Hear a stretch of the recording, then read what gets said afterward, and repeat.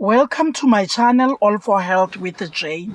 Family, we are still on the Senzo Meyiwa murder trial, a trial within a trial.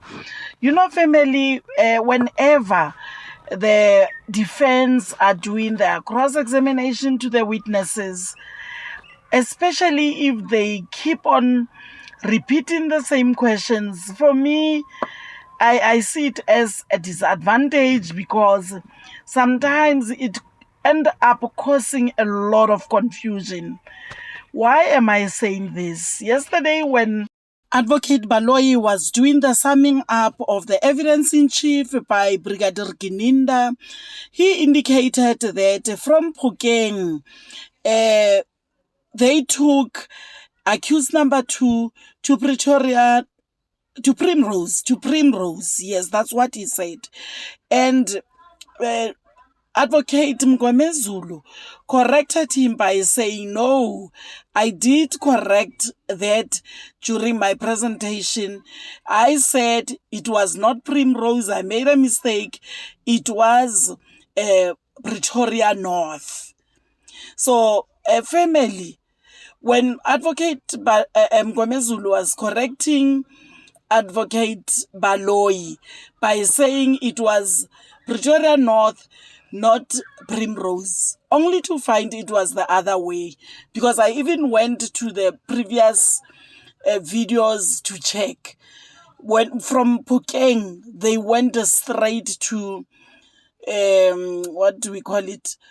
They went to Primrose police station with accused number 2. So now imagine he's saying Pretoria North, not Primrose.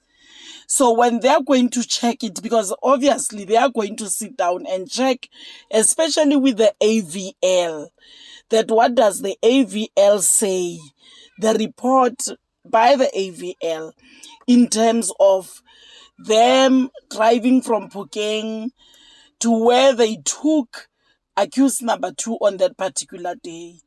So it is going to be another problem. Hence, I'm saying, you know, whenever they make their corrections, sometimes they cause confusion.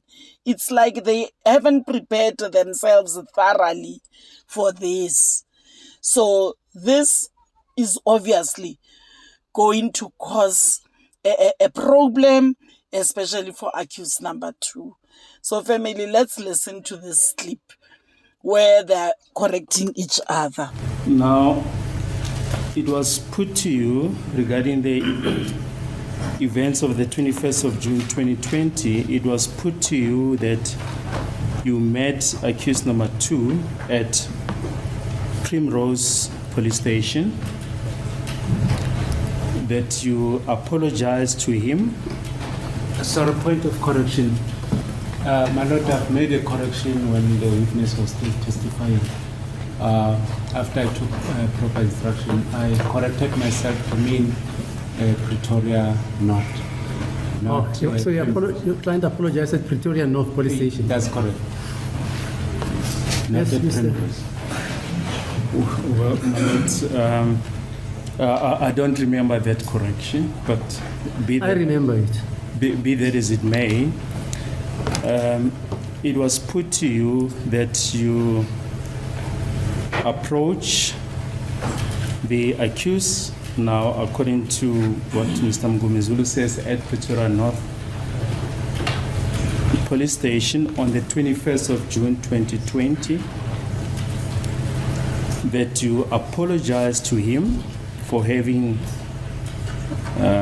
been assaulted, that is now for accused number 2 having been assaulted, and that you offered him 3 million rand. So, my Lord, my response is that that is not correct, because the first part, the confession was already made on the 19th. That is the first part of this. There was a confession. My first engagement with the accused, my Lord, accused 2, was on the 18th, where there was clear indication of his confession. Subsequent to that, on the 19th, a formal confession was made by him. So that's the flow of events, my Lord. Thirdly, my apologies, my Lord.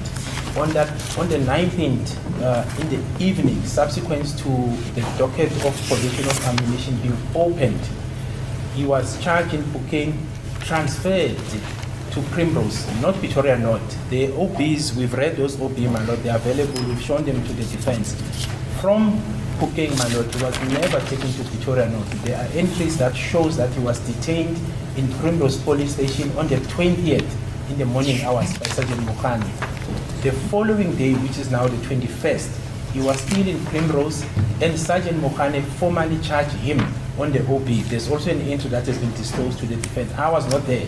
There's an entry that shows that Sergeant Mokane at Primrose, not Pretoria Road, not charged him for the Bukeng case, and subsequently on the 22nd, he appeared for the first time in Bukeng Magistrate Court. So I was not there, my lord, and there was no such offer made by me. Like I said, my lord, it's unethical, it is unlawful. I don't even know, I can't even comprehend the reason why would you offer a suspect that money. He confessed, my lord. Even if he did not confess, that would have been his right to remain silent. There is no way that I even had access to that money in terms of the police budget in any event. But even if it was there, my lord, it's something that is unethical, unlawful, and something that I will never do. I've heard stories, my lord, of officials and government officials being accused of corruption. In other words, the corruptor being perhaps the member of the public. This is the first in my whole career where I've had a police officer like us offering money to an accused of that magnitude. I'm shocked, my lord, but it is not true. That is the essence of it. Sorry, you're saying the traffic is the other way. It is the other way, my lord. And the statistics of corruption, even if you look at the Zondo Commission, if you look at the crime states that we have as the police, it's the other way. It's the service providers, it's the members of the public who are bribing government officials, ACPS officials. That's why I'm sitting with matters with such cases. I have never, I'm talking about me, my lord, seen, especially this amount of money, where police officers, investigators are offering money to an accused who has already confessed. I don't know what is the purpose. He has already confessed, he implicated his co-accused and his willingness to cooperate. Subsequent to that, my lord, he does indeed cooperate with us. And then he goes and make the confession to the magistrate. So uphendula ke ubrigadier kulo mbuzo wokuthi uye wafika yena kumsolo wesibini ezoxolisa njengoba ubekade untanzi esePretoria North njengoba umnumzana Mngomezulu asho uthi cha into yokuqala akazange abe ePretoria North uma kusuka eBukeng uye wayisiwa ePrimrose la ukuthi langa elilandelayo uSergeant Mokane uye wamthusa amaqala wayovela eBukeng futhi uthi akazange yena ayoxolisa ngendaba yokushawa kukaMangalelwa yena akazange ayazi indaba yokushawa kaMangalelwa futhi nalolu daba lemali le3 million uthi cha yena uyaqala ukuyizwa kahle wazi ukuthi kunokuthi abantu kube yibona abafisa ukunika amaphoyisa imali hayi ukuthi amaphoyisa anike abantu imali futhi bekuzoba yini isizathu sokuthi afune ukunika untanzi imali ngemva kokuthi untanzi bese seyena ngokwakhe esekegunyulukile sekachaze nokuthi yena uzimisele nokuthi angasebenzisana nabo amaphoyisa sekatshele nokuthi abobani abantu ayikuthi badlale indima kuleli cala futhi yena ke uyachaza uthi ayikaze yayenzeka ngeke yenzeke ayikho emthethweni futhi naye ngeke ayivumele. When did we hear about this allegation for the first time? For the first time, it was when Counsel for Accused 2 put it to me. It was the first time. It was never ever said to me, my lord. And that was, I think, on the last day of his cross-examination, my lord. Last week, I think, his last day. That was the first time I heard about it, my lord. Uqaleni nokuzwa lolu daba uthi ngiqale ukuluzwa okokuqala ngalesikhathi ummeli kaMangalelwa wesibini engibuza imibuzo ngiyacabanga ukuthi iviki elidlulile ngalesikhathi umnumzana Mngomezulu aqedelela ngemibuzo yakhe. Well, still on this subject, that the offer was, according to the question that was put by Mr. Mngomezulu, made on the 21st of June 2020. I just want to show you Exhibit QQ. It's already in record, but where was the accused detained? Firstly, on Saturday, the 20th. He was detained at Primrose ACPS, my lord, by Sergeant Mohane, sorry. Umangalelwa yena wayekade egcinwe phi ngeyi-20 uthi bekagcinwe ePrimrose uSergeant Mohane. And what is the relevant entry? So it's the relevant entry, my lord, it's 713, and the time of detention it's 0040. In other words, my lord, 20 to 1 in the morning. La ke kuye kwabhalwa khona mizuzu emashumi amabini ngaphambi kwehora lokuqala ntathabusa kula kwabhalwa ke ukuthi umsolwa yena uyafakwa ke esiphoyiseni sase Primrose. Then, my lord, on the 21st, it's 21 June 2020, the entry there is 2029. It says suspect charged by Sergeant Mohane. That is now in relation to this the Pukeng case 118 of 6/2020. That's Sergeant Mohane who charged him at Primrose Police Station. And subsequent to that, my lord, in the morning of the 22nd, he was then booked out from Primrose Police Station to Pukeng. Nowhere was he ever at Pretoria North on those days, from the 19th to the 22nd, my lord. Bese ke futhi ngesonto i-21 zika June 2020 kulayi ukuthi umsolwa yena wayekade ekhona lapha ePrimrose wayisiwa ke ngomsombuluko enkantolo yase Pukeng. And the relevant entry, my lord, insofar as the booking out, when Sergeant Mohane was taking him to court, it was 2065, and the time was 0715. That's when Sergeant Mohane booked out accused 2 to Pukeng Magistrate Court. Futhi ke kulayi ukuthi uye wabhala ke uSergeant Mohane isikhathi bekuyimizuzu eyi-15 ngemva kwehora lesikhombisa ekuseni ngalesikhathi ekhipha umsolwa amisa esiphoyise enkantolo yasePhukeng. And the date, my lord, is the 22nd of June 2020. That's when he was taken to Pukeng Magistrate Court. Ilanga ke bekuyi-22 zika June ngomsombuluko ngalesikhathi emisa kwamantshi wasePhukeng. Thank you, Brick.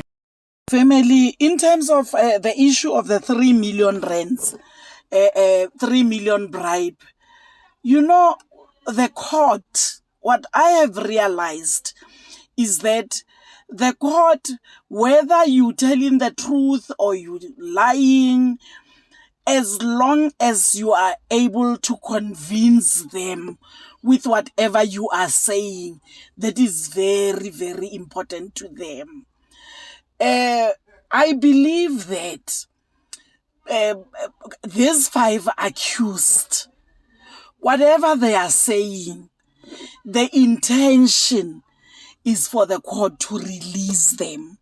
The intention is for the court to see them as innocent, to see them as not guilty, and at the end release them. So family, there are some issues. There are some issues that I fail to understand. Unless maybe in the comment section, please convince me. The issue of 3 million rands bribe. Hey, this is a huge, huge, huge thing. I believe even from the beginning, there is no way Ntanzi was supposed to forget that part. So we only hear of the 3 million rands bribe when we are left with maybe a week, or even because maybe by next week we will be given the results of this trial within a trial.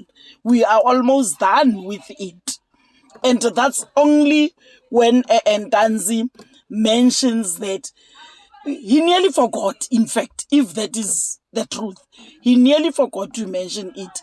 And according to me, that is a very, very, very important part that can save him from being put behind bars. So, but instead, Ntanzi was quiet about it until now. Obviously, the court is going to argue it, to say, why were you quiet about that until today? So some of the things, much as we want to believe that these 5 people are innocent, they are not guilty. But the way they put their defense to the court, it's not convincing. It is not convincing. They need to do it in a way that will convince everyone. Yes, I'm aware there are people who believe these people are innocent. There are people who believe they are not. More especially after Kelly was implicated. Let them stick to their evidence. They must stop somersaulting, because that is not going to help them in any way. So family, on the comment section, let's talk about this. Please make me understand why. Why do we think these people are innocent? Or why do we think these people are not innocent? You know, we need to. But with me, this thing of somersaulting, changing, as if they are not sure of what they are saying, to be honest, it's not going to help them in any way. Thank you so much for watching this video to the end. Please like it before you leave. Subscribe for my channel if you haven't done so yet. I love you, family. Thank you. Bye.